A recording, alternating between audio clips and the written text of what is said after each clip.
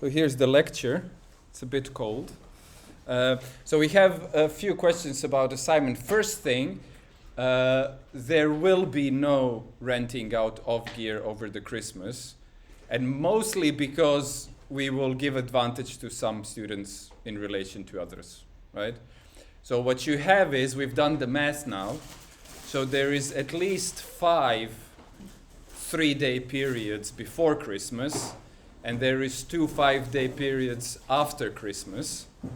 So there is 7 3-day periods where you can have the gear, and there are 6 measurement microphones, so there's 42 opportunities to have measurement microphones out for a week, for 3 days. Okay? So this is crucial. Book it. So why not have more opportunities? Because some people will be disadvantaged. In what sense? Because they won't have it for 3 weeks and you would. And so just because we can capitalize on that opportunity, we should be... Yes, this is the decision from higher up in management. It's so expected. I mean, as far as the promotion of equality. To me, which is completely to me too. I would also prefer to give it out over Christmas, but that's one issue. The other issue is the frequent non-return after Christmas, because people just disappear, and then they will jeopardize other people's work. So there is something to say also about this.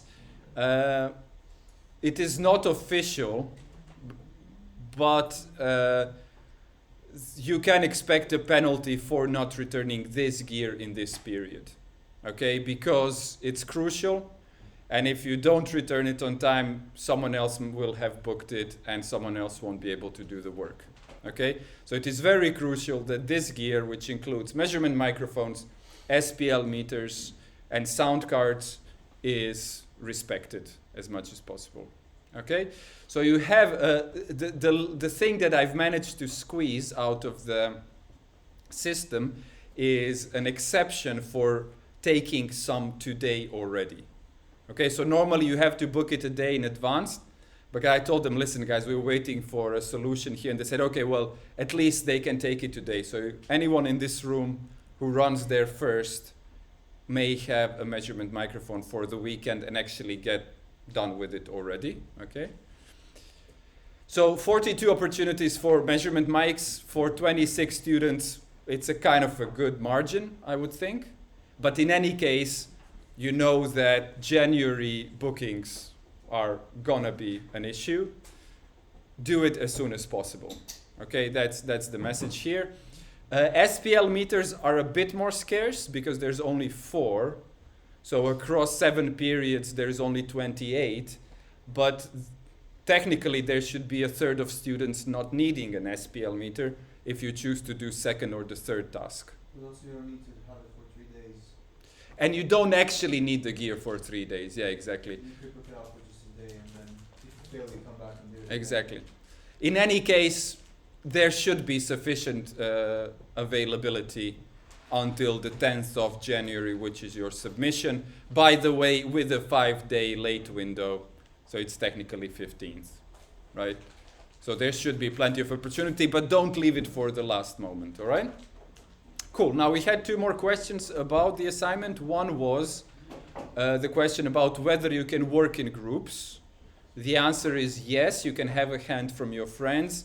However, you may not submit the same measurement twice. Okay, so you can lend a hand, you can have a hand, but the writing and the measurements have to be unique to each submission. Yes? What if we use the same room? Should our measurements be quite similar? Like if we did one of the rooms here, it'd be fairly like... Yeah, it's a kind of it's a good question. It's similar but not the same. Yeah. So like, yeah, be penalised, like, what's the risk? Well, use the same room, don't use the same positions, okay? So they have to be separate measurements. So it kind of saves you setting things up twice. I'm happy with that. You can do it 2 of you, it's fine. Just don't use the same positions, okay? And make sure it's part of the brief to give us a sketch, photographic evidence and stuff like this. So make sure that's all nice and neat. All right? Any other questions about assignment? Okay, so announcements to follow. This is our last session. Boo hoo hoo. Don't cry for me, Argentina. After this, the last two sessions will be delivered by Max and Kyle. Both used to be students here, so they should be fairly confident. And they are now, well, Max has been, is kind of on top of the Mac Acoustics company. I mean, near the top. And Kyle has climbed in the past 5-6 years. They come from the industry of architectural acoustics, and they will share a different perspective and a different set of practicals. Please be here, welcome them, be nice, and all the rest of that. They will not know anything about the assessment details. So if between now and the submission you have any questions, drop me an email. Okay? And I'll respond to that. Cool. Any other questions? Yes. Are those sessions with those two people, are those next week, the week after, or are those in January? No, we have only 2 last sessions, so the 9th and the 16th. There are no sessions in January. It's just submission in January. Okay, you guys have missed some questions about assignment, so you're going to have to watch the video. I'm not going to repeat. No worries. Okay? Any other questions? Can I make a brief announcement? Please do. So from next week, basically, you can go into the studios. I already said in the chat, you can go into the studios and you can book them spontaneously. So please do that, because if you want, then they'll be like, nobody is doing that, we'll cancel that policy. So just like, you can go in, you can see, you can be like, okay, I see there's a spot available like later the day, can I have it? Same day, not 24 hours prior, they'll be like, sure. The only conditions is that you can add equipment to it. It's gotta be like same day, you gotta do it in person. What was the third condition, Laurie? It's just third years. Oh yeah, it's 3rd years only, and like if you're missing it, if you're like booking it and you won't be there, they'll cancel it. So yeah, do it. That makes a lot of sense. I've been fighting for this. I'm like, what's this 1-day Really? booking period? Yeah. Well, we should have like collaborated years ago. Yeah, well, I... Save us time. Yeah. Well, it's probably made a difference that, kind of 2 independent fights. Yeah, because I'm like, listen, guys, the studio is free. Give me the key. It's like, no. It's like, why not? Well, because you have to book it in the... What? Yeah. We're supposed to use this. But I would say the same for the gear. I mean, if I go in there and like, okay, give me a neutron now because I want to make some noise in there. And they're like, no, you have to book it. I'm like, why? Well, because we have to plan. Plan what? Yeah. Give me the thing. I agree, Give I me the agree, key. Yeah, you can win all of them at once. It's a part of your education. I shouldn't say indoctrination, Of course. but you have to jump the hoops, right? Yeah. Eh? 100%. So here, jump. Come on. You will fail if you don't jump. Oh, okay. Fair enough. At least there are a few outlets of rebellion that support you. Well, I'll miss you in Hong Kong. That's the only thing I can say. Well, the thing to do is, get a job here, change the culture slowly. Oh yeah, you think like, like spread a good word about me, Well, almost everyone who's here has studied here. I mean, not really, but never mind. Uh-huh. Yeah. Whatever. It sounds good. Sounds good. Okay, any other questions, comments, announcements? Go and make some noise. All right, cool. So the topic for today is venues.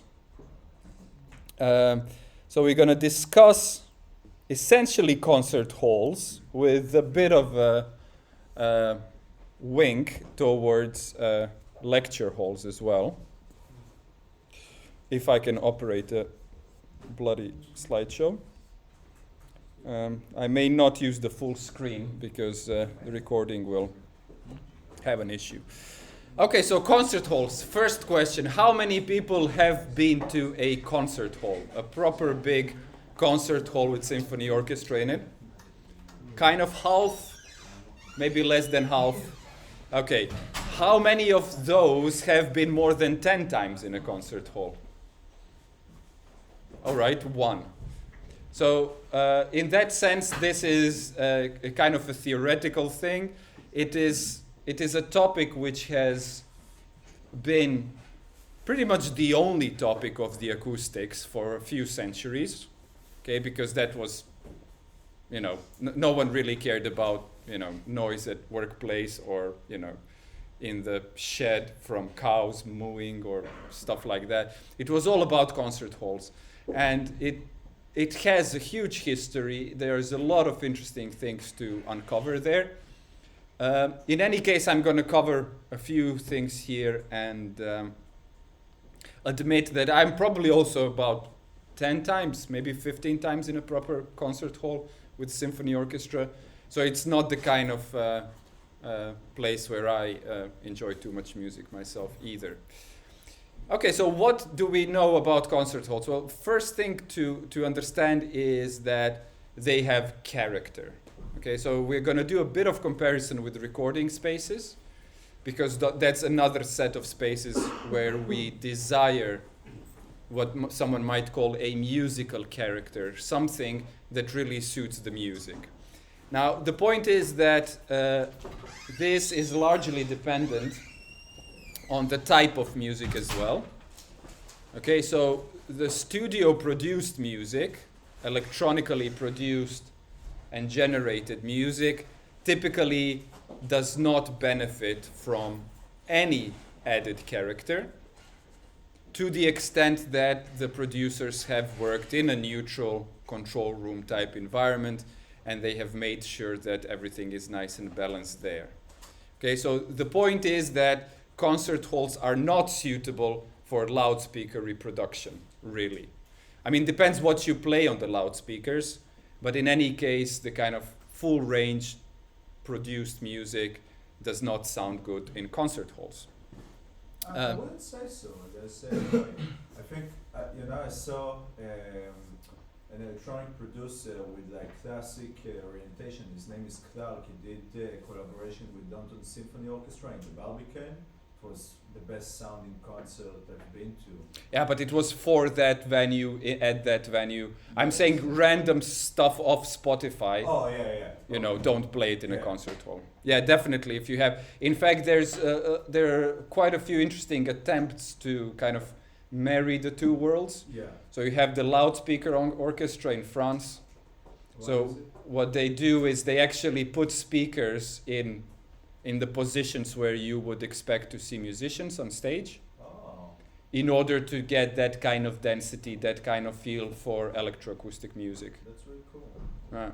And then more locally with Beast System in Birmingham. What is that? So it's a Birmingham Electroacoustic Sound Theatre, Beast. Mm-hmm. I've done my PhD with them, and typically we would equip a concert hall with 60 to 80 speakers in a very strategical way, in order to really reap all the fruit that there is in such a complex acoustic. Wow. And that typically consists of rings of 8.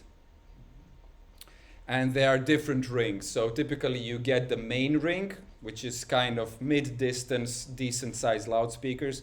But you also get the intimate ring. So you get a set of small Genelecs kind of really near. Mm-hmm. Then you get the high ring, so kind of trussing mounted ring. Then you get the diffuse ring, which is a funny one, which is speakers against the walls in the corners. Mm-hmm. Again, a ring of 8. And then we would also get tweeter trees, as we call them. So just the tweeters hanging above. And then we would also have an arrangement of speakers on the stage, because our sensitivity to frontal sound sources is higher. So typically on stage you would have some arrangement in terms of flood speakers, main speakers, this and that. And then also typically a pair of distant speakers. So if there are dressing rooms behind the stage, auxiliary spaces, put speakers in there as well. Right. And then you get a system whereby you can work perceptually on the character of the sound in space, That's cool. in terms of it being either localized or indeed being spread, either being near, either being distant. So in that sense, concert halls have started accommodating loudspeaker music, but you know, with these. Did you do it in the Birmingham Concert Hall? Yeah, CBSO. Because I was told it's like one of the best sounding venues in the UK. Yeah. It's a shoebox. Right. We're gonna talk about shoeboxes. Yeah, it did it in many different places abroad as well. Right. It packs into a 6-ton truck. Oh wow. It's a Wow. decent rig. I mean, just the cabling, you know, up to Sound system vibes. 96 separate channels just for the speakers. Oh wow. Yeah. Which mixer? How do you mix them? Well, it's all in software. Oh. It's actually a super collider program, Right. and I'm not sure. I mean, it's been more than 10 years since I've worked with them. So is it object based then instead of channel? There is a special diffusion system. So what they typically do is they have either 2-channel or 8-channel pieces, because the studio is also equipped with rings of 8. And then in terms of how you spread the thing, you have large fader controller boxes. I think it's 2 32s or 64s. Huge fader boxes, motorized fader boxes, custom built. So you can set up presets in the rehearsal and run them like this. Actually, part of what I've done for my PhD was a custom diffusion system. So instead of having volume faders only, I actually had a rotation fader. So if I have an 8-channel stem, I can rotate it like this in the hall. I had a delay fader, I think, as well, and kind of ring main fader. A few kind of special things added to that. And you know, the density of sound that you can achieve is superior to anything you kind of imagine.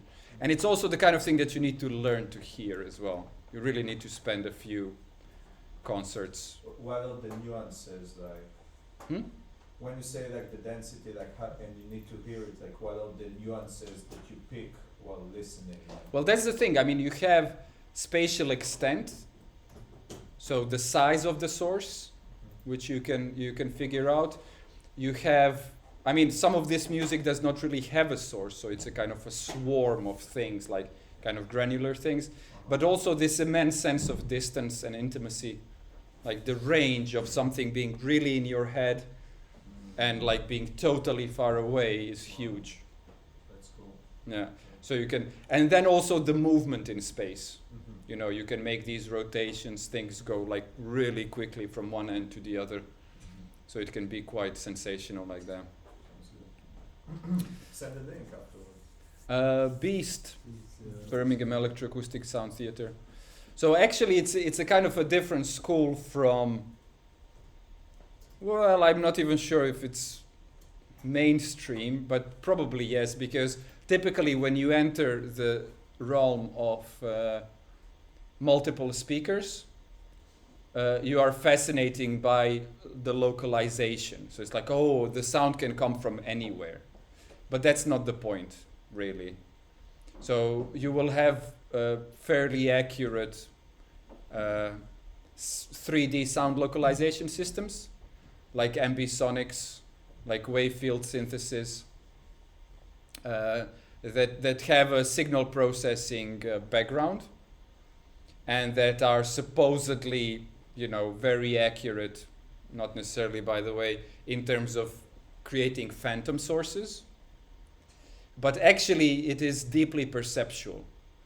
So, in my experience as well, if you tune it based on what you hear, you're better off than trusting an algorithm to put something somewhere. And if you want to do that based on perception, then it's really good effort to make sure that you have speakers against the wall in the corner, in the different room, intimate, high, low. There's typically a low ring as well, main ring. So you kind of give yourself all the possible options as much as it goes, and then you kind of figure out how to mix and your piece for the performance. So typically what they do is they perform this live.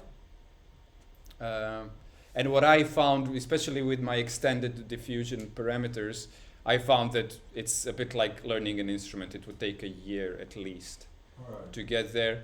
So the next step is obviously to have an automation in the way that you can set cue points, kind of looping bits, maybe transitions from one to the other, Alright. kind of working away with this. But I can recommend anyone. I mean, it's a jolly place. They have a lot of gear. They have quite a few musicians. There's a little concert hall in there as well. It's a nice place to do a PhD, definitely. What is it again? Birmingham. Birmingham. I know. It doesn't attract me. No, the city is a bit shit. Yeah. Yeah. I mean, the kind of, there's always an area or two. So Moseley used to be the place to go back when I was a student. But that has changed as well. Now it's a gentrified thing. It's a bit like Stokes Croft here. Right. So it's kind of losing the spirit for the, I guess, capital. Capital is destroying it. Okay, so yes, indeed. Thank you for the comment. It is indeed the case that we have reappropriation of concert halls with modern tech. So yeah, but we will discuss mostly these basics that relate to the historical design of concert halls.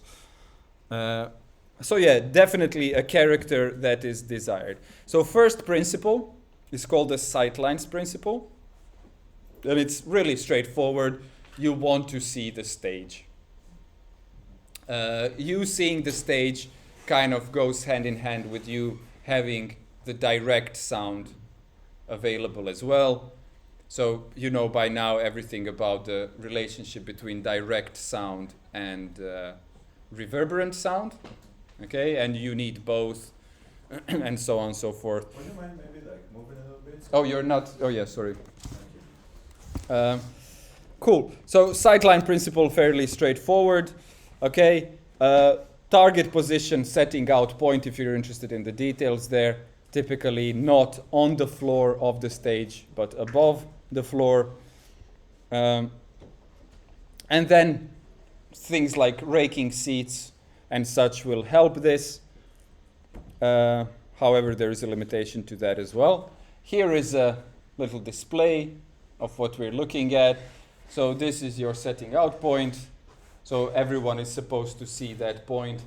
The higher the raking, the more chance you have to not be obstructed by someone tall in front of you. And then as far as the balconies go, it's a similar thing with a slightly different geometry.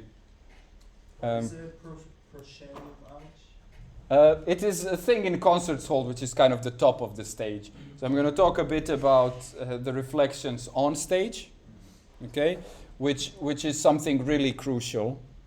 In fact, what you may see in huge concert halls is deliberate reflective surfaces on the stage. Okay, and proscenium is one of those. Typically, you would have a flat, solid ceiling there in order to provide reflections. Okay, because without the reflections, it's really difficult to hear out the rest of the orchestra. So it is there for musicians.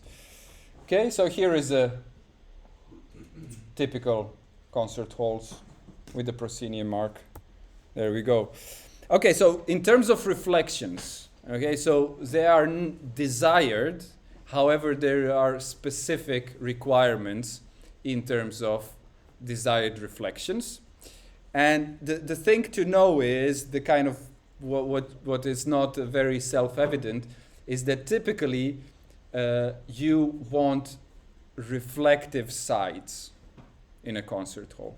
Okay, so I've talked about this in acoustical quantities lecture. So your sense of a source width and thereby also envelopment has everything to do with the amount of lateral reflections. Okay, if you have a lot of lateral reflections, you get a sense of a wide sound source.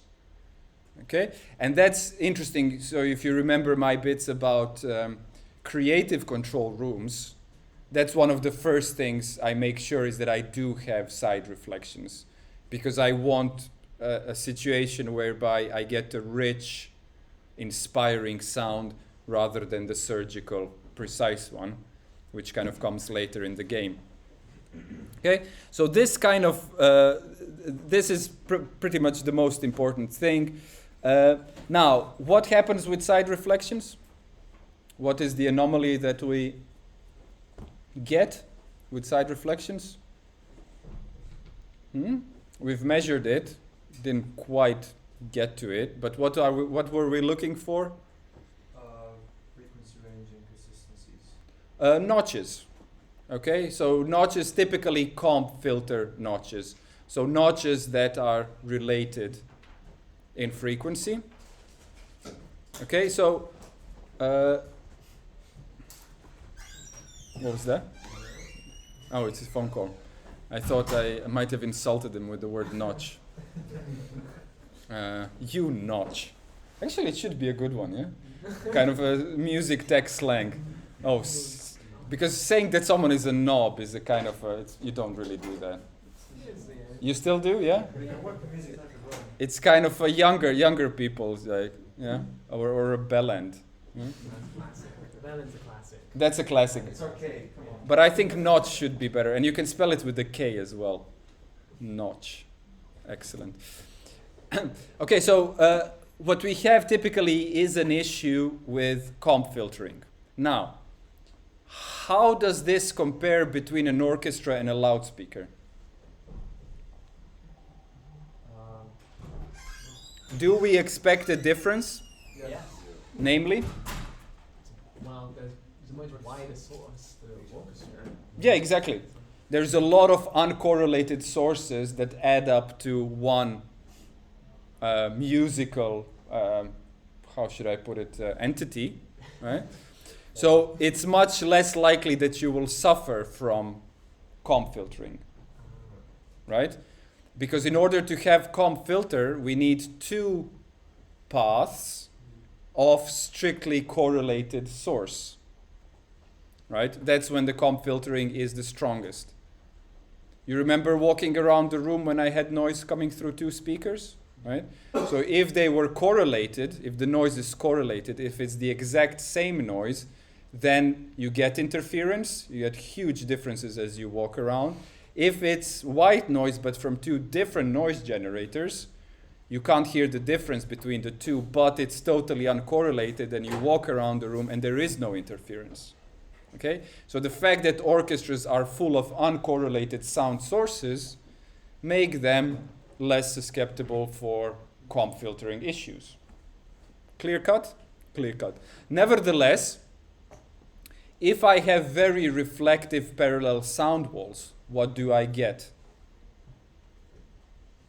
So comp filtering is less of an issue for an orchestra, but standing waves, strong room modes. Okay, and how do we deal with this without including absorption? So we don't want to absorb because we would reduce the width of the orchestra in terms of your perception. So instead of absorbing it, what do we do? Change the structure. Yes, namely, what's the word? Huh? Scattering diffusion. Okay? So what you have typically in some concert halls in ancient ones, it's all ornamented anyway, with a lot of detail, carved wood and this and that, which is pretty, but also sounds better. Okay? And if you're in a more modern concert hall, you might actually find diffusing surfaces. Okay. Cool. Right, so we talked about 50 milliseconds. Let's talk briefly about the acoustic shell. So I said something about the side walls. Okay. Typically, the rears are absorbed in a concert hall. Okay, mainly because the distances are such that you are increasing the likelihood of echo type response. Okay, so if it's not sufficiently dense, if some reflections stand out, you might have a problem. And especially because around the orchestra, or in this case, chamber orchestra, what you want is a well-reflective shell. Okay, so this is the principle of having an acoustic shell. So you have a large concert hall, but the instrumentalists are packed together, enclosed by reflective surfaces in order for them to hear each other quite well. Actually, I believe, no, it's not. But what is it called? In Birmingham, we have a concert hall which is a bit like this. What was it called? I don't remember. Okay, so here is a typical sketch of a level of different sound characteristics versus the distance of the audience. Okay, so it's actually quite informative. If you look at this, I mean, this is kind of 11 dB top to bottom, so it's not huge. I would say it's a bit exaggerated in terms of, you know, getting a good idea of what's going on, but nevertheless, it is quite informative. So we have total SPL, we have the direct sound SPL. So you see how dramatically it drops. So the first seat is somewhere at 10 meters away from the stage. And I mean, that's why it's a bit exaggerated, the graph, because if you are not careful, you'll be like, oh, so it's dead. After 18 meters, there is no direct sound, which is evidently not the case. It is just that it's dropping really, really quickly. And then we have early reflected sound. We have the early reverberation field and the late reverberation field. And this is the interesting point here, right? When you suddenly have the situation that the late overcomes the early reverberation energy. Okay, so what happens at that point? Masking. Masking. I can't hear it? Masking. Masking. Well, masking is increased throughout. In fact, it's not a real threshold. There is a threshold between direct sound and reverberant sound, which is called the critical distance. But that critical distance is typically not of much use in concert halls. It is in recording studios. I don't know if you remember that. But what happens here is that we're essentially losing clarity thoroughly. So that's the thing that clarity is. It is early over late energy. Okay, so suddenly, kind of slowly but surely, we are definitely losing clarity here. Okay? Cool. Now, the other thing which is really interesting to note is that, you know, it seems like the distance is everything. Right? So you see, I mean, this is kind of in balance compared to how radically the direct sound level drops. Yes? At what milliseconds does it become early then late? Well, for music, it's 80. Okay. It's the same as clarity. That's the kind of, for speech, it would be 50 milliseconds. Okay? Cool, so I have a few questions to analyze this. Let's see, how do the early and late reflections balance across the whole? Well, fairly straightforward. The further you're away from the stage, the more late reflections you have in relation to the early ones. Okay?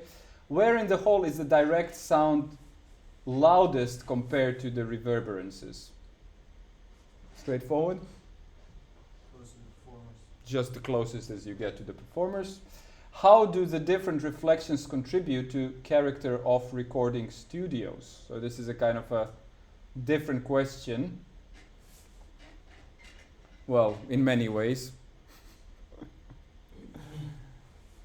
What are the two types of recording studios that we've discussed? Dead? Well, not.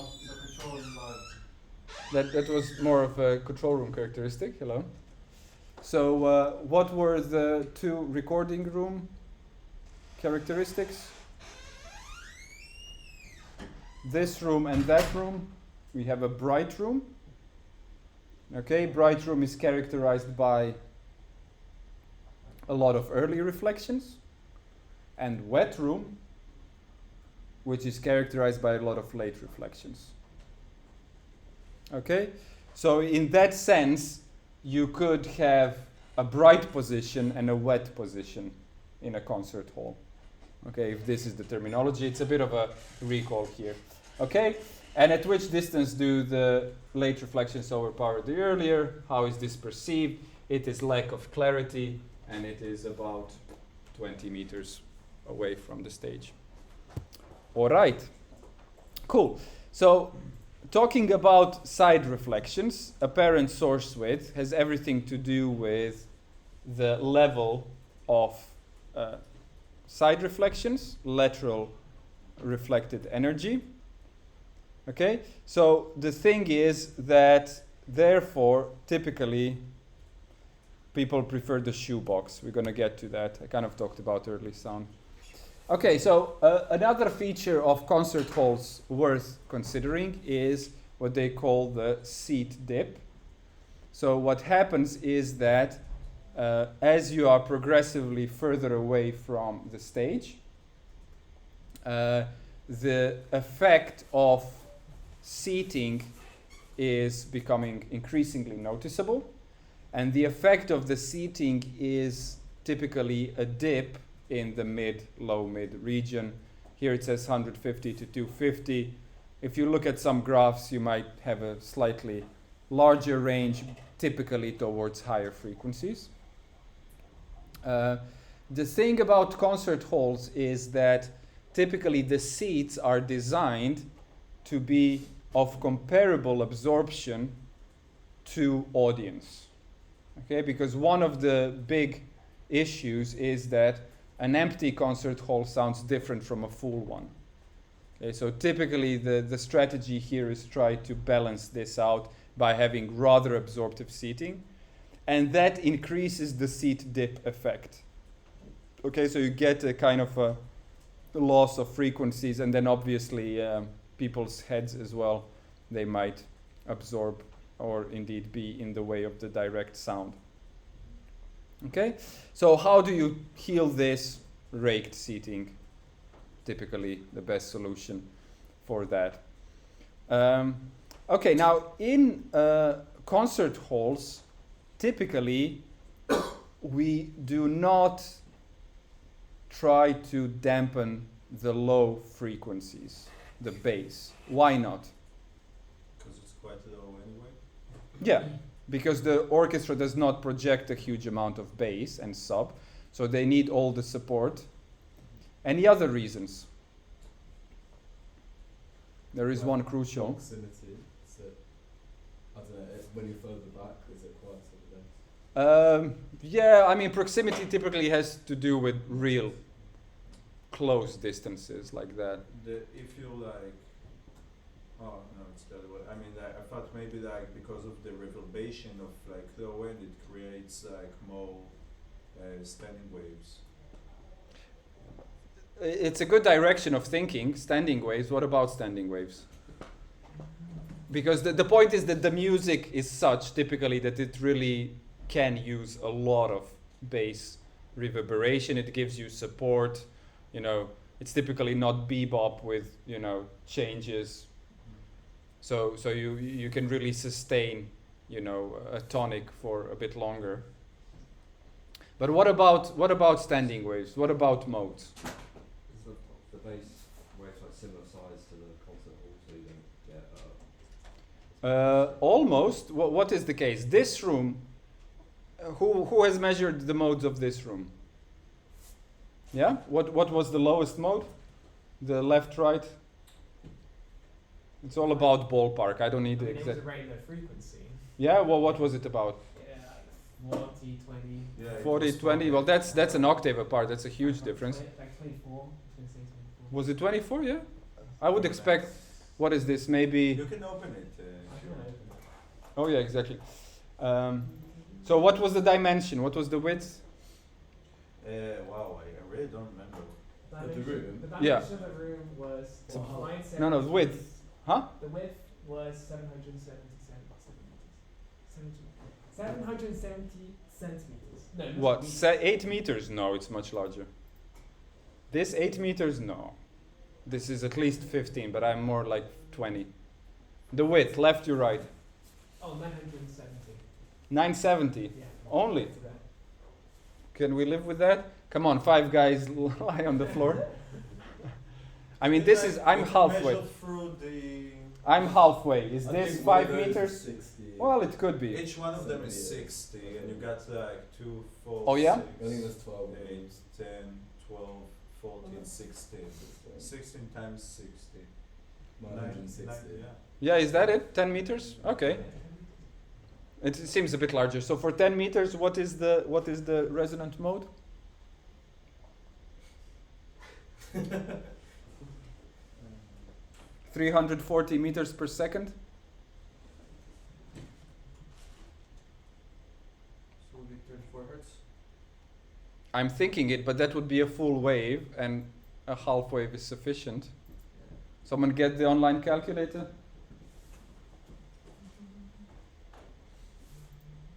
Drummond Music Building. That's the new one in Birmingham. They have a lovely new concert hall. So 10 meters has resonant frequency of. Come on, online mode, room mode calculator.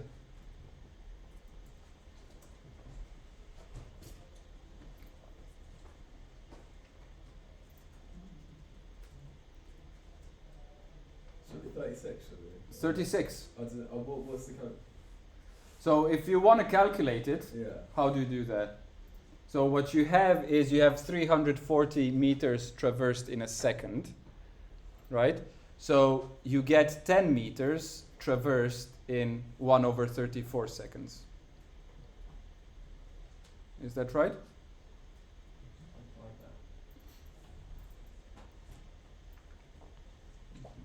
But everybody else is doing it. So yeah, it's like free. It's So just like 34, wave. yeah, it should be 34 hertz, I think. Yeah. Yeah. Okay, so what about the modes in a proper concert hall? If this room has the lowest mode of 34 hertz, concert hall will have much lower. If it's 20 meter, it will be 17. If it's 40 meters, it will be half that. So what happens then is that the room modes are not in the audible range. Okay? And therefore they're not as problematic. The reason why we have issues with bass in comparable size rooms and even more so in smaller ones is because the room modes are there and they really color the bass tremendously. Okay? And in the concert halls, this is not the case anymore. Or, by the way, in Abbey Road Studio 1, which is a huge, huge room. Again, the modes are below. I mean, not all the modes, but the main problematic. Why are the lower modes more problematic than the higher modes? Because they refer to. I had an idea, but then I stopped. Okay, anyone else? The loudest or the most SPM. Well, most audible. Well, the audibility depends on the frequency here, obviously. But what's the, it's not that, what is it? Can you repeat the question? So why do we have more issues with lower modes than with higher modes in terms of room? Because they're harder to absorb, like get rid of.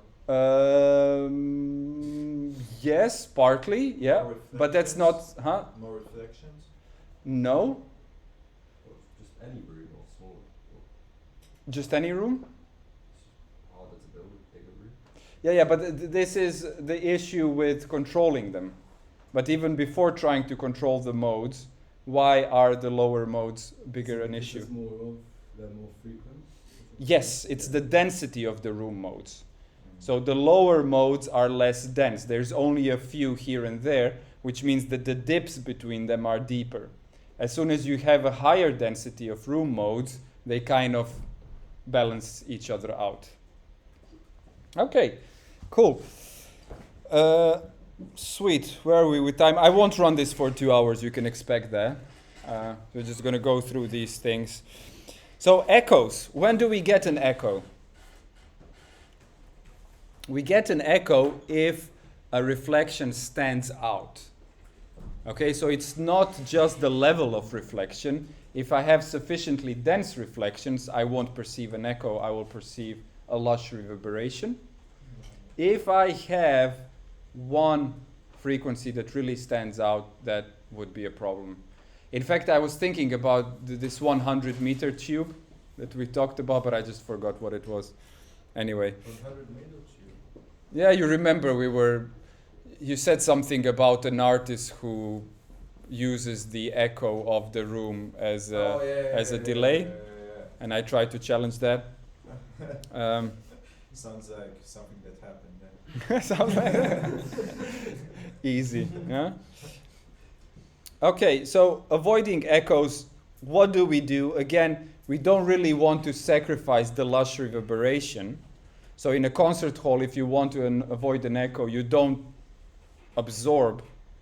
You instead make sure that you identify the reason why there may be an echo. What is that one reflective surface that makes it happen? And then deal with that. Okay, so no blind absorption in concert halls like that. And then also in terms of treating it, scattering diffusion might be a better strategy. Reshaping, if you can get away with it. Now, in any case, what you have is a certain amount of target parameters. There's many more. This is reverberation. So what you have then is reverberation time at 500 Hertz versus room volume. Okay, so the reverberation target is not just specified dry. You have to figure out the room volume, and then you know what would be the target reverberation. And typically in designing concert halls, it's a balancing act. So there are a few things that kind of trade off, and you work your equations. Typically also a lot of practical adjustment to get to something desirable. And the interesting and cool thing is that if you read the work from actual concert hall designers, they will typically claim that, you can never predict exactly how it's going to sound. Okay? That's the thing, like, I want to ask, because obviously, humans are being like such a crucial factor in diffusion. Absorption, yeah, more so, yeah. So how, how to take that into consideration, especially not like in a seated venue, but in a moving. Well, in that case, yeah, it's a totally out of question. I mean, you have kind of adaptive reverberation systems as well. Mm-hmm. So you have clubs where everything is dampened totally, and then you have artificial addition of reverberation, and if there's more people, you add less, and if there's more people, you add more. If there's less people, you add less. So there's no way of predicting, like. Well, that's the point. In terms of, what will sound beautiful and what won't, there seems to be no direct prediction. Is there a venue that has an adaptive room? So Yes. in the sense that the rooms walls can shape Yes. and morph to what's inside. Well, you don't quite move walls, but we'll get to that. Well, if you could. Yeah. Moving during the performance at least, but in some modern concert halls they have certain things on top that you can move in just Yeah. because it sometimes might be genre specific. Yeah. Yeah, there's a lot of variable acoustic solutions. We'll get to that in a minute. Okay, another interesting parameter in terms of comparing concert halls is volume per audience seat. Okay, so how many cubic meters do you get per each member of the audience? Here are a few, just for interest. See what are the typical sizes of large concert halls. Capacities, 6,000 Massachusetts, and so on and so forth. Kind of the mid-frequency reverberation time, just there. Opera houses, typically smaller seating, smaller audiences, and significantly shorter reverberation times. Any ideas why? More tuned to the voice. So Yeah, exactly. If you want to understand what they're singing, which you don't anyway, right? Then you really need a bit more clarity, a bit less reverberation, a bit less late reverberation to be exact. Okay, absorption strategy. Here are the seats. So typically, you are trying to stay within the targets. Okay, you want an even spread of absorptive materials, more so than a lot of absorption in a single place. Why is this?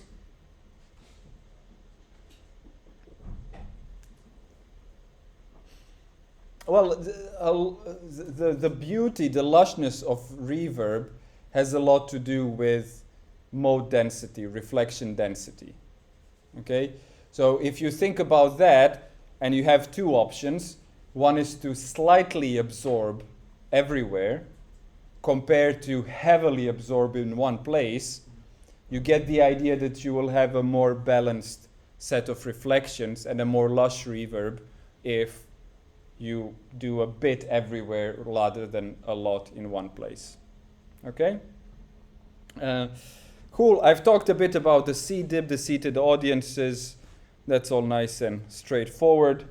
So typically, the audience will provide all the mid absorption that you need.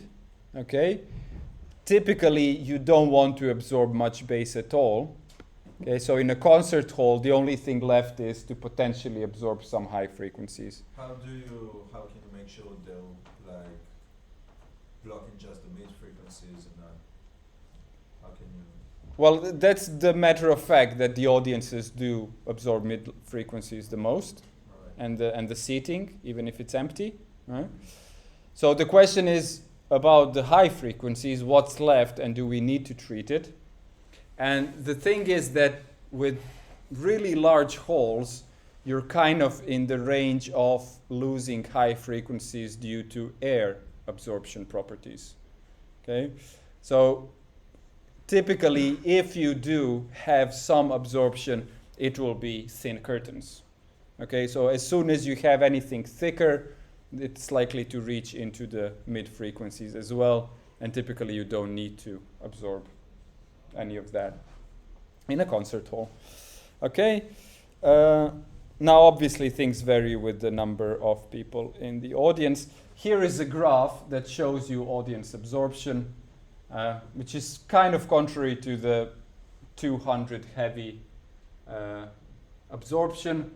But in essence, what you see here is that unoccupied seats and audience in seats will have a different absorption. If you have audience, it will be higher, as you would expect. And the idea that they heavily absorb only mid-frequency is also challenged by this. I mean, you kind of get a drop here in mid-highs, but it's not even huge in that sense. Okay? Cool. Let's talk about different shapes. Okay, so rectangular or shoebox halls seem to be the most popular for orchestral music, chamber music. Why is this? Well, because you have really decent, strong lateral reflections. That's the kind of counterintuitive thing. You think a wider hall sounds wider. No, a narrower hall sounds wider. That's one thing to remember. And then in terms of avoiding stupid, uncomfortable modes, well, you see all the detail here. This is all actually diffusion, right? So they're not plain reflective walls. They are walls with a lot of ornaments, and therefore, even though they are reflective, they will reduce the mode level. Okay? It's really interesting because it has like both acoustic treatments and like religious aspects. You know? Yes. So it's like a weird combo. Yeah. Do you think they have to conflict necessarily? Oh, not conflict, but it's just like, oh yeah, I'll just make this Jesus type figure and that will block the sound. You know, it's kind of like the will. Maybe it's a. Acoustics are controlled by the power of God. Maybe we should do something similar here, but then we could have my figure all over the studio. What do you think about that? I'm a bit asymmetrical anyway, so that would work.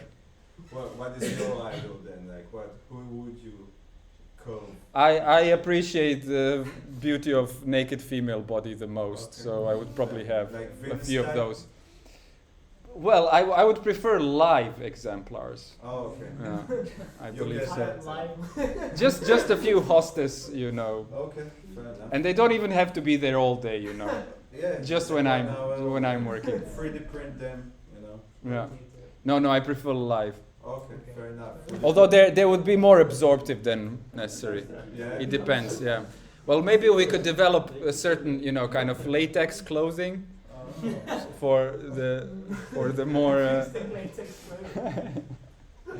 Quite a lot you can do there. Quite poor, so that would have. I think you got like, you know, you got a good like idea for a startup, like human absorption that is sexy. You know what I'm saying? Well, I think it makes sense because we need jobs, you know. Yeah. So that would be like acoustic fodder then, instead of canon. Yeah, it's just like. Maybe you remember Nadrealisti, they had a sketch about human statues. So it was like, okay, we're gonna, you know, the government promises to introduce more jobs. So now in the government buildings you have live statues, so people are like this all day, and it's like, it's their job to stand there. And, I really hope the what is it called, the kind of basic income will, you know, come sooner than live statues like that. Because the jobs are disappearing anyway, so it's just a Yeah. question of how we handle it. I wouldn't say no.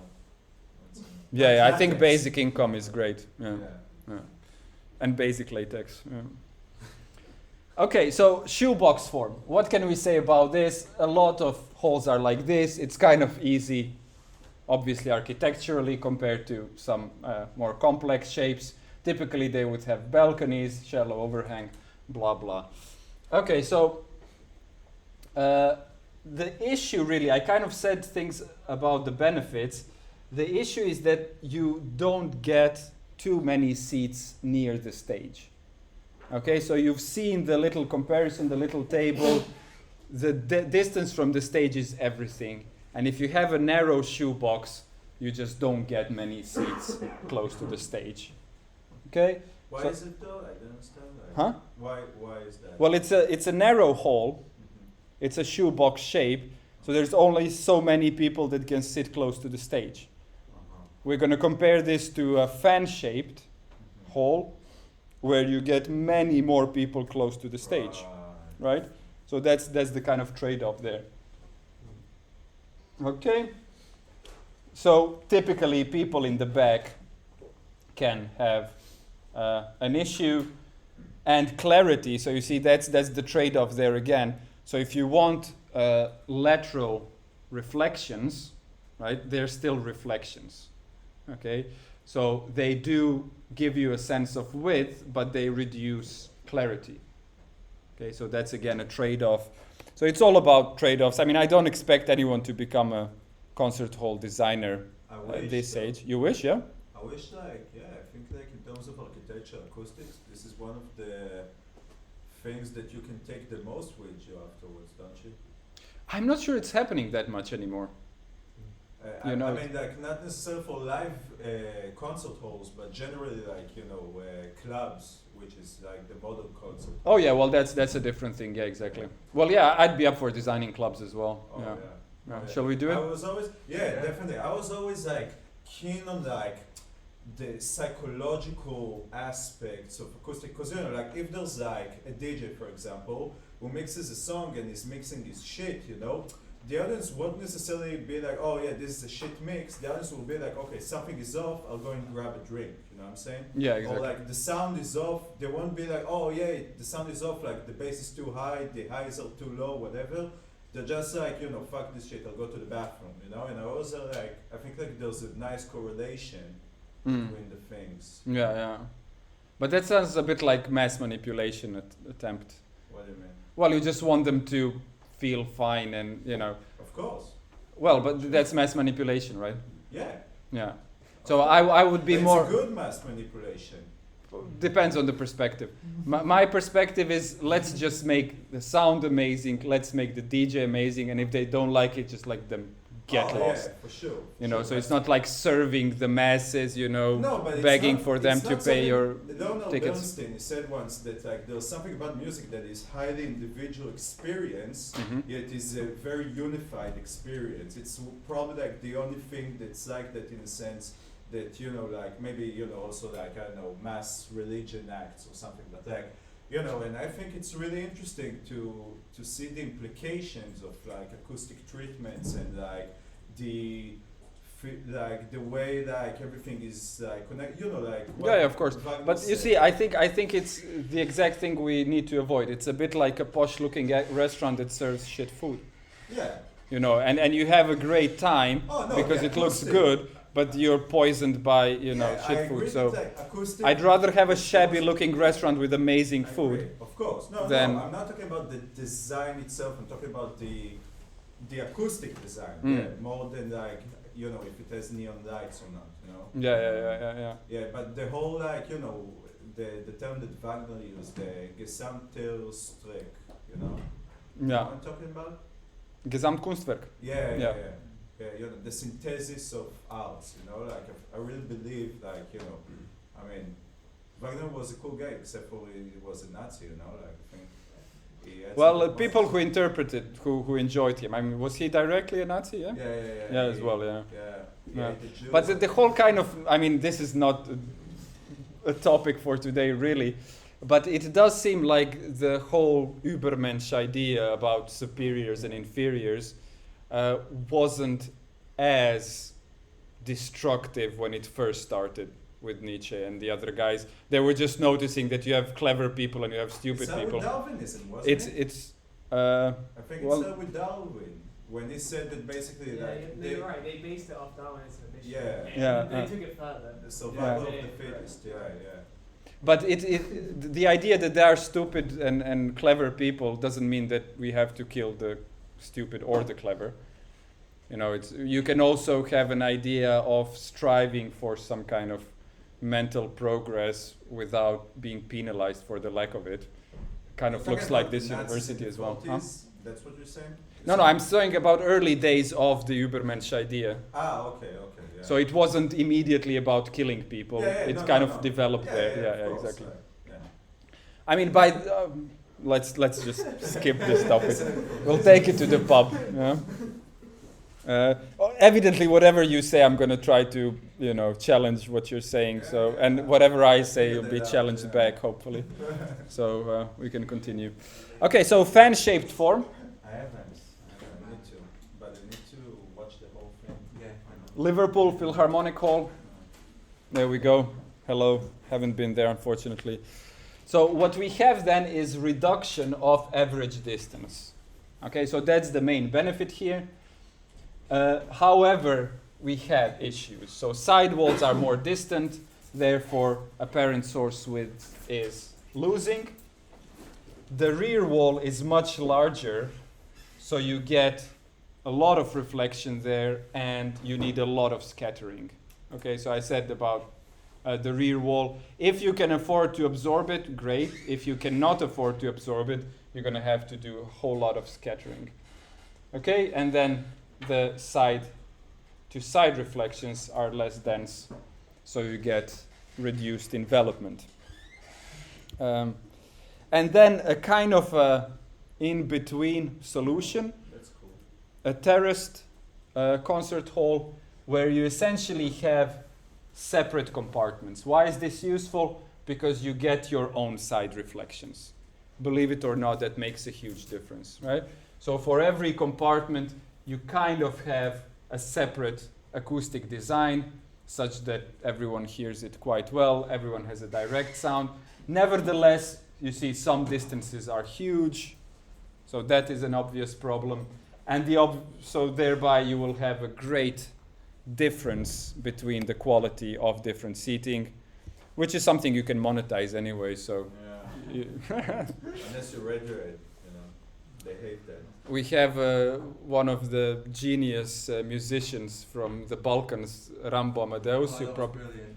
he actually sells tickets for £1,000 if you want. No, the prices for the last one were something completely. He's having such a great time. total joke. Yeah. Because Or you somebody essentially pay how much you want to pay, but everyone knows how much you're going to pay, so you can actually act, Yeah. superior based on how much They you did paid. like some kind of an experiment. They took a very famous, I think he's a Jewish violinist or something, and they dressed him up as a hobo, and they put him in like the New York subway station, and Yeah, it was just like completely unnoticed. and nobody gave a fuck. Yeah, like because you pay for the title and the branding, you're not really. Yeah, increasingly so. Yeah, exactly.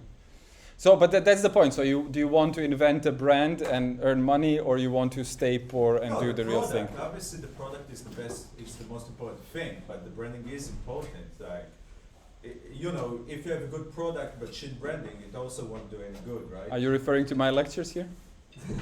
That's No, you. you are. I am. But you see, I am proud of shit branding. Yeah, I kind of enjoy it. It's the rebellion, I don't know. Maybe it's the post-Soviet thing. It's probably a post. Although I come from a place which was unallied. We were actually allied with Tito, Nehru, Nasser, with India and Egypt, Right. and a lot of African countries. Right. So politically, we weren't much affected by Russians, Right. Soviets, I should say. I know. I think like the branding is important, but like obviously the product is much more important. But you don't need to take care of it. You like do your genius stuff, and we'll get someone to do the rest of it. I hope this is the case. Yeah. I tend to freely, spread the ideas that I think can be monetized, because I would love to see them monetized, and I know that I would never Like do what? it. Give me one. Well, one of the real, it's still not happened. I had it about a year or two ago, and I'm expecting it to happen. What you need is a makeup generative music system. So, because you have a lot of girls, women, doing makeup with a phone, right, as a mirror. So what you can do is you can figure out all the stages, like in terms of preparing, I don't even know what it takes, but this and that. And then you can have their favorite tune accompany them in a kind of a motivational thing. So when I'm doing my mouth, whatever, then it's a singing part. Right. When I'm doing this, when I'm doing the bass, I'm just figuring out the Can you talk the to bass. women about it? Because it sounds like I'm not sure they'll. I think it's more kind of teenagers, 10-year-olds I don't market. see that as creating much income. It's an interesting concept in a way. Well, you just sell it for £1 and you sell 100,000 of them. You That's got a generative music professional here, right? yeah, but it's not necessarily about it's not so much generative music in the sense that you make a tune on the spot, but you take the tune. You take the show. Yeah. So actually, it also feeds into the labels industry, because you're actually playing their material, but you have to have the stamps and play it back in relation to how the makeup goes on. I think you need to speak to few 15-year-olds. I think that you don't need to speak to them. You have to give them a prototype and see how they react, and But then why adjust would it. you create a prototype if there's no demand for it? I think there would be. It's my bet. But you I mean, can't- you think I'm a genius, so is that not enough? Yeah, but all the geniuses need some fine tuning. You know what I'm saying? Yeah, that's what I'm saying. Just So go, that's why. run with it. Start with the ideas is the easiest part Maybe if you of put a it into startup cooking, company. it could be you know? better. because It's it's just not the- processed, Yeah, it's not yeah, exactly. I mean, it depends who you are. For me, it's the easiest thing. For some other people, it would be the implementation of The this. implementation and the production of the thing is Yeah, much harder. yeah. I had an idea, it Use took me 2 camera years and to then accomplish, which was like the fucking toughest 2 years in my life, Yeah. So ideas is nice, but we need to see probability, Yeah. Well, I think the design would still, have quite a few details left. In terms of how do you track it? How do you, what are the stages that you're looking for? How do you dissect the music? Yeah, but it doesn't sound like a complicated idea. It's not horribly complicated. And this kind of guitar hero thing is Yeah. has to be on the increase It can be for the AI next based decade. as well. You can expand on this idea as well, because you're already tracking their face. You might have generative makeup ideas, and so you look at the form of the face and go, these colors are complementative with this kind of dress Yeah. and this kind of. But that's a different app, and I think it exists already. In the well. Yeah, Is yeah, it? yeah. Yeah? Does it exist? I don't know. Yeah. It's, I think so. Yeah, yeah, it's a yeah, good yeah. idea. Yeah. Maybe- Yeah, yeah, I know some people use like camera for generative music, and it's really interesting. Yeah. But this is like, generatively playing back Beyonce, or I don't know what's Yeah. popular What these if days. like there's some kind of implementation of the lipstick into the app, which is you're expecting Unnecessarily complicated. It's there already. It's an app. It has a video. You're looking at it frontally. It's already doing everything But you if need. like you get like I don't know, like different types of lipsticks. That's some dangerous monetization. That's like the coffee pods, instead of buying the ground coffee, put it in a special pod and you pay extra fee just to have that. But it's a great invention then, because it's just convenient. It's not convenient, it's just like access ways because you have to have some sort of technical reader inside. You're limited to people's That's why it's expression because they convenient. need to buy it. So it's convenient for your account, of course. No, it's convenient for me to get a nice little pod rather than like getting whole beans and grounding it. Like it's just like boop, press play and that's it. Like you don't need.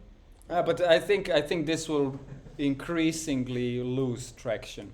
This kind of, I hope so. This kind of, I'm a celebrity, everything is done for me. I just have to press buttons and everything is done. Give people too much credit. I think. I mean, inevitably, we will see the increase of value of handwork, something that is prepared with care. For example, now actually I've stretched a goat skin on a floor tom this weekend. Holy shit.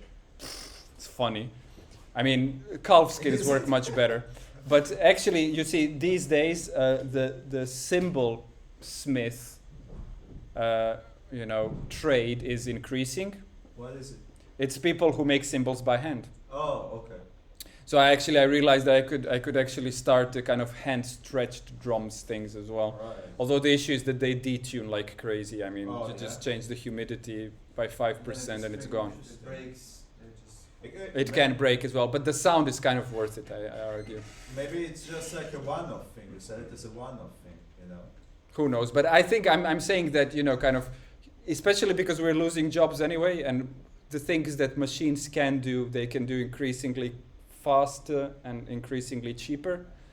So the value, in fact, I was imagining at some point a different monetization structure, so a different cash, the industrial cash. Yeah, we talked about it. We talked about this, yeah, exactly. Yeah. So never mind, let's get back to this, let's wrap it up. I understand that we're enjoying the conversation, but it might not be all over appreciated. Okay, so terraced form, everyone has their own little intimate side reflections, that's the point. And the uniformity is very difficult to achieve. Some seats are better than others. Okay, so this kind of seat inequality is something that people do look at. So what we've done today, we've measured 9 different seats in 1N05, and then we didn't draw many conclusions, so that will be up to you. But in any case, there is some literature on this. So the kind of variance between the seats is something which is quite important. Okay, let's hear you guys think about this. So we are comparing concert hall and recording studios. Space size and related acoustical properties. Quickly. Small. Yeah, studios are smaller. Okay, acoustical properties. Big. Huh? Lower reverb time. Yeah, much lower reverb time. Okay. Symmetry. Both rectangle mostly. So it's different because you want the parallel walls in a concert hall compared to. Yeah, concert halls are typically symmetrical. Either fan-shaped, either terraced, either shoebox. They're all symmetrical. Recording studios, they don't need to be symmetrical at all. In fact, probably the best thing to have is a large space, first of all, with a lot of different corners, a lot of different materials, a lot of different wall shapes, just to be able to learn the hall, learn the recording room, to drive it, learn to collect it, so you have much more options. Okay? Cool. Objects inside? Who knows? People, absorptive, concert halls, fairly straightforward, recording rooms, whatever. Sources and receivers. So that's another crucial one. Multiple sources for the hall. Well, for the concert hall, these are predictable, okay, and stable. Yeah. For recording studios, they're not. As simple as that. Okay, that's this set of answers that we've just looked at. And then briefly to finish off, drama, lecture, theaters. So typically what we have is less reverberation for sure. Typically we have less, smaller spaces as well. We are very keen on clarity and pretty much self-evident stuff here. Intelligibility, I've just mentioned that earlier today, so I won't go over that again. Okay, huge amount of flutter echo in 1N05. Okay, that was fun.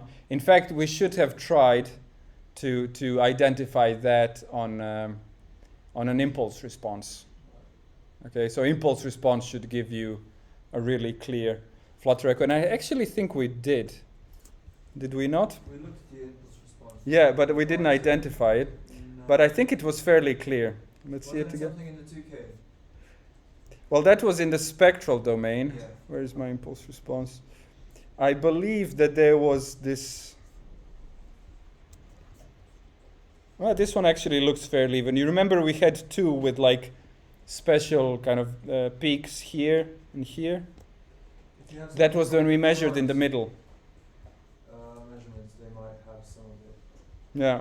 But in essence, if you have a strong flutter echo, this one looks more fluttery. What you get is kind of related peaks that repeat. So this looks like How do you, a flutter here, how do you these three. identify this relation? Well, it's just by eye. They have to be equidistant. Okay? Because that's what you get. You get this very strong, Equal time, yeah, reflection, so they reinforce. So that looks like that. And it actually makes sense because in the back, you don't expect as much. It was really strong in the front. Okay, so issues there.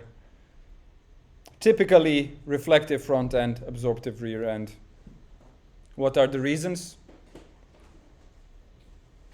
Why would we have a reflective front end? To increase speech transmission.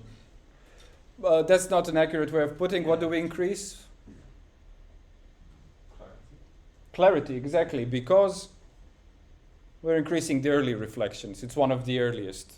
It's possible even earlier if I'm close to the back wall. I mean, it is the case that I project forwards. I'm a fairly unidirectional sound source.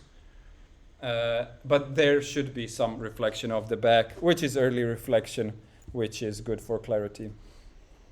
Okay, lecture theaters, fan-shaped ones. Here's a little sketch that shows you how you can actually have more seats nearer the stage in a fan shape, okay, and also nearer with raked seating, okay. So that's why a raked fan-shaped lecture theater is typically the best, and unsurprisingly, or maybe yes, the ancient theaters were also very highly raked and fan-shaped. Okay, and then finally bits about multi-purpose spaces. In fact, there is a whole book about this. That's a kind of a economic concern. How do you create something that is good for both? And typically the solutions evolve around variable acoustics.